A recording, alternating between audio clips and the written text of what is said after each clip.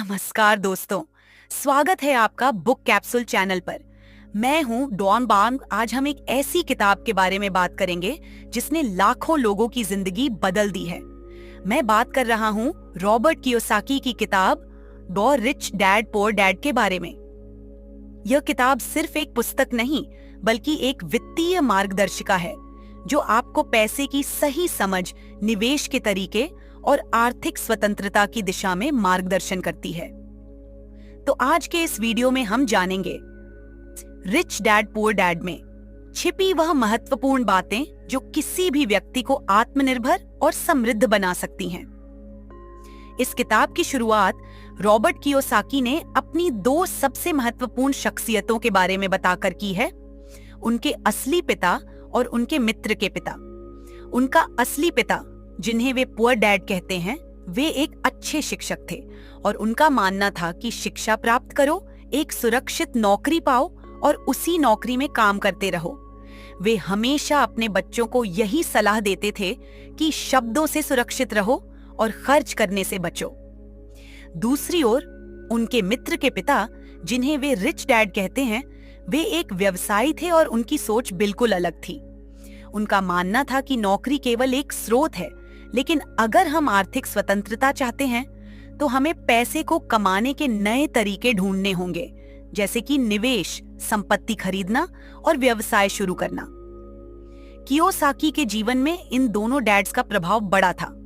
एक ओर जहां poor dad उन्हें नौकरी की सुरक्षा और बचत की अहमियत सिखाते थे, वहीं रिच डैड उन्हें यह सिखाते थे कि निवेश, संपत्ति और व्यवसाय शुरू करने से हमें पैसे के खेल को समझने में मदद मिलती है। यह दोनों दृष्टिकोण उनके जीवन में संघर्ष का कारण बने, लेकिन अंततः कियोसाकी ने रिच डैड की सोच को अपनाया और यही उनके जीवन का टर्निंग पॉइंट था। अब हम बात करते हैं कियोसाकी की एक और अहम सीख के बारे में, वित्तीय शिक्षा। कियोसाकी का मानना है कि आज भी हमारे स्कूलों और कॉलेजों में हमें पैसे के बारे में कुछ नहीं सिखाया जाता। हम जो पढ़ते हैं वह हमें सिर्फ एक अच्छा कर्मचारी बनने के लिए तैयार करता है, लेकिन कभी हमें यह नहीं सिखाया जाता कि पैसे को कैसे बढ़ाया जाए। हमारे स्कूलों में यह सिखाया जाता है कि एक अच्छा शिक्षा प्राप्त करो, एक अच्छी नौकरी पाओ और एक सुरक्षित जीवन जियो। लेकिन क्या होता है जब आपकी नौकरी आपकी खर्चों को पूरा करने में सक्षम नहीं होती, या जब आपकी नौकरी छूट जाती है? उस समय आप किसे दोष देंगे? क्या आपने अपनी वित्तीय स्वतंत्रता के लिए कोई कदम उठाया था? कियोसाकी का कहना है कि हमारे पास दो प्रकार की शिक्षा होनी चाहिए, एक वह जो हमें स्कूल में मिलती है और दूसरी वह जो हमें अपने वित्तीय भविष्य को सुधारने के लिए खुद सीखनी पड़ती है।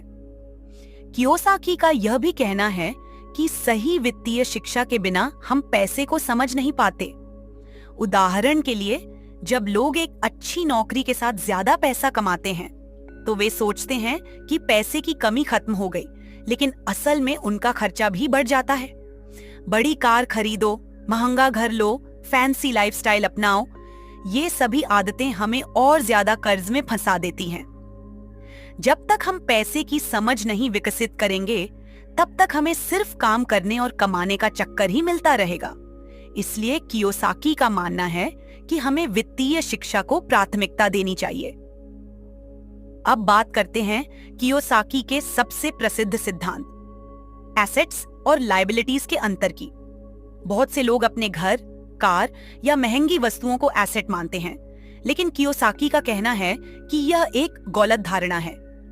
कियोसाकी के अनुसार एसेट वह होता है जो आपकी जेब में पैसे डालता है और लायबिलिटी वह होता है जो आपकी जेब से पैसे निकालता है।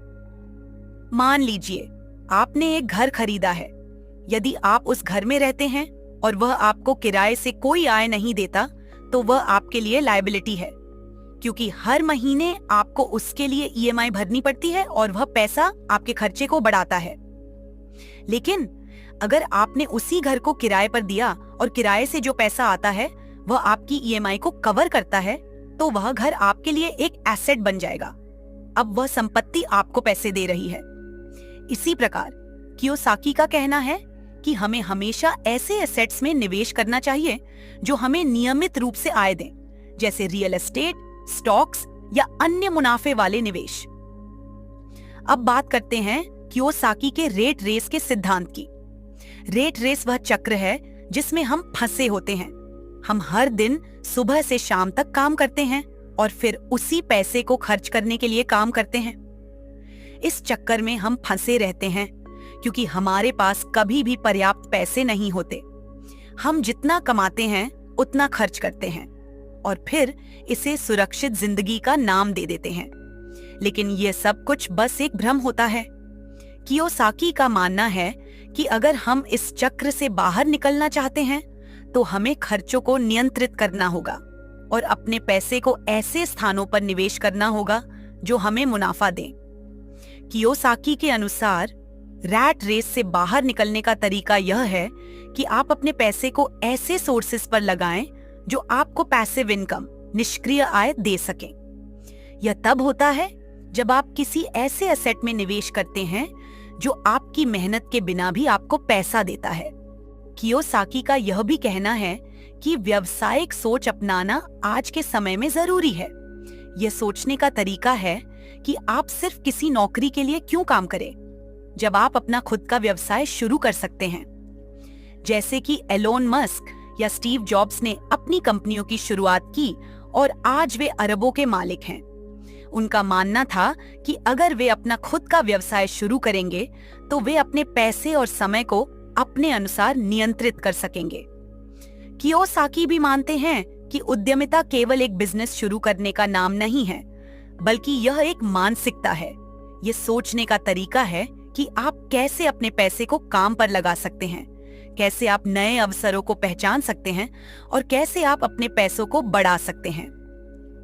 दोस्तों, कियोसाकी की रिच डैड पुअर डैड हमें यह सिखाती है कि केवल नौकरी करने से जीवन में सफलता नहीं मिलती, बल्कि वित्तीय शिक्षा, निवेश और सही सोच के जरिए हम अपनी आर्थिक स्वतंत्रता को पा सकते हैं।